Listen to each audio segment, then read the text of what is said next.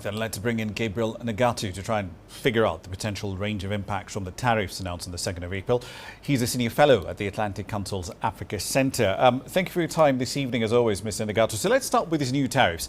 They're in place, but how do they work alongside AGOA, which is still in effect until September? Does either one take precedence, or they only kick in after September once AGOA lapses? Okay, thanks, Rama. Well, the tariffs that were announced yesterday were primarily done under the International Emergency Economic Power Act, which gives the president sweeping power to enact authority to regulate the international commerce during national emergencies. So this, in effect, takes precedence over AGOA, even though AGOA is set to run out by September 2025.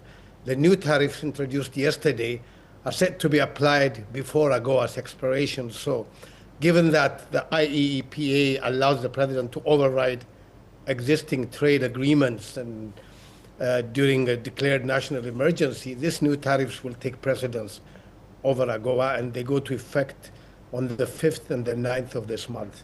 Indeed. So at $8.8 billion and $1.5 billion, just going by data from the American side, South Africa and Nigeria had the biggest trade deficits with the US among sub-Saharan economies last year. With these tariffs in place, though, what parts of the economies get hurt the most? Are there some sectors, perhaps, where exports to the US are likely to remain fairly resilient, like platinum, maybe, for example? Absolutely. You're spot on. South Africa and Nigeria have had the most exposure in terms of trade with the United States. And for South Africa, it's primarily been the automotive industry, which exports about $2 billion worth of autos and parts to the US, as well as the agriculture and wine production. That's also another area where there was a lot of export. And of course, metals and minerals. This where South Africa exports precious metals such as platinum, which totaled about $3 billion worth of export in 2023. And these will be the ones that will feel the tariff. But clearly there's going to be some workaround, and they're going to find ways to exempt these products from the tariffs. As far as Nigeria is concerned, Nigeria's primary exposure has been around oil and natural gas, and crude oil and petroleum products primarily constituted about $4.5 billion worth of export to the US in 2023. And the imposition of this 10% tariff on this fuel could diminish Nigeria's export going forward.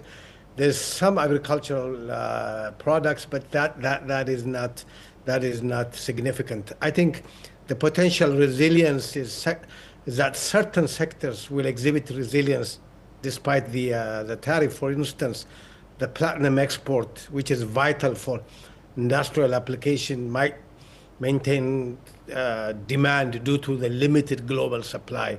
It's not like you can drop South Africa and go somewhere else, that the supplies are so limited that the US is bound to find a way to work around the tariff to allow such products to come in. Again, Nigeria's crude oil also will experience similar workarounds, I believe.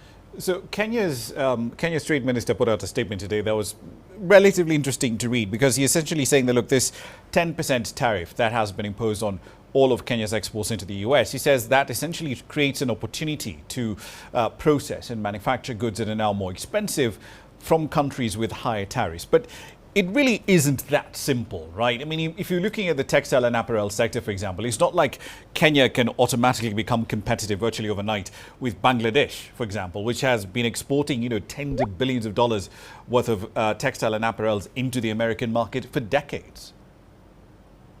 Absolutely. It's not that you can just walk over and start something else the next day. Kenya would need to scale up its manufacturing and processing capacity to be able to compete in these areas. But this would require investment in the industrial infrastructure, the skilled labor that's required, and the supply chain logistics all of this takes time, and it's not like you can next day walk over and develop it overnight. The country's industrial base is relatively small compared to countries like South Africa, so Kenya would need to invest in this before it can take this as a positive step. It takes time and investment constraints, existing agreements with supply chains.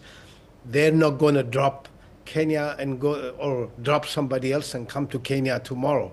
These companies have agreements that go for several years. So making that shift, even though it's advisable and perhaps the process should begin, is not going to happen immediately and certainly not overnight. Indeed. One last question for you here, because if Mr. Trump was essentially trying to be, a first-year analyst in a banking institution, the spreadsheet he'd be creating here would have an interesting circular error. And here's why. Because the DRC, Zambia, South Africa, they're all producing minerals that American industry requires: cobalt, copper, PGM group metals, right, that we've just spoken about, platinum, palladium, and so on and so forth. So on one hand, he's slapping tariffs, right, on these inputs that he expects that American industry needs, but he also says he wants American industry to be competitive, but yet he's incentivizing the producers of these inputs to essentially sell them elsewhere. Help us square this circle.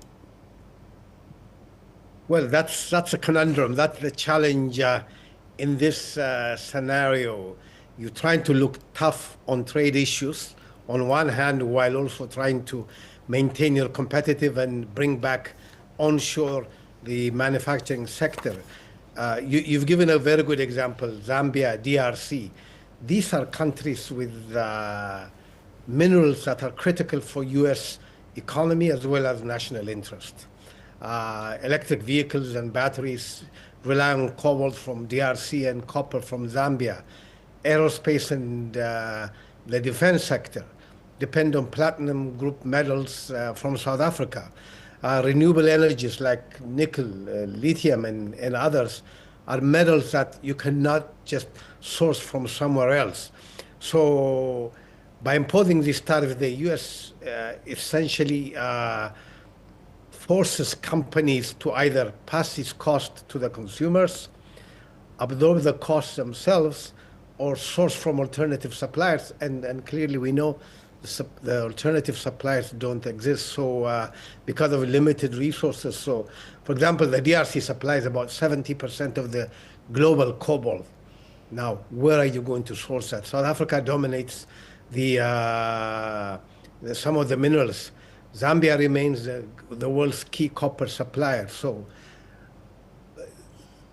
by imposing these tariffs, the effect is going to be on the U.S. companies. So I am certain that this will now lead to the next phase, which is the negotiated phase, where each one of these companies will do a bilateral partnership. Otherwise, what this is doing is it's pushing these countries into the likes of China and Russia, who are more than happy, more than eager to acquire their products. Recall last year, China removed all tariffs for 44 low-income countries to export their products to China. Now, you overlay this on top of the tariff that the U.S. has put on, and countries are bound to, they see the incentive to move to partners like China, and this has a significant economic and geopolitical and strategic impact on the U.S. Right. I can assure you this is not lost to the U.S. This is not lost to the administration. And my guess is it will open the next phase of the negotiation, which will be now item by item, product by product, to bring them back into the fold of the U.S. market. Well, let's see how this plays out. It's certainly an interesting period to be alive in. Gabriel Negatu, Senior Fellow at the Atlantic Council's Africa Center, thank you.